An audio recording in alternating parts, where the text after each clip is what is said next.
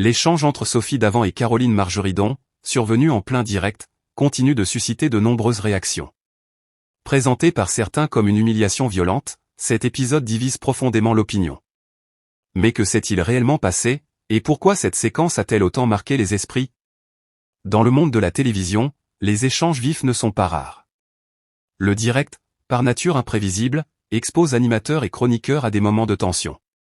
Pourtant, dans ce cas précis, la réaction du public semble indiquer que quelque chose a dépassé un seuil habituel. Une remarque jugée déplacée, un ton perçu comme autoritaire, puis un silence prolongé, autant d'éléments qui ont contribué à installer un sentiment de malaise. Pour certains téléspectateurs, Caroline Margeridon aurait été mise dans une position inconfortable, sans possibilité de répondre ou de se défendre sur le moment. Cette impression d'asymétrie a nourri le sentiment d'humiliation évoqué sur les réseaux sociaux. D'autres, plus mesurés, rappellent que le montage émotionnel du public peut parfois amplifier une situation qui, en réalité, n'était pas intentionnellement blessante.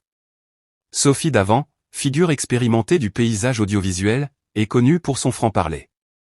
Ses défenseurs soulignent qu'il s'agirait simplement d'un recadrage professionnel, mal interprété par une partie du public.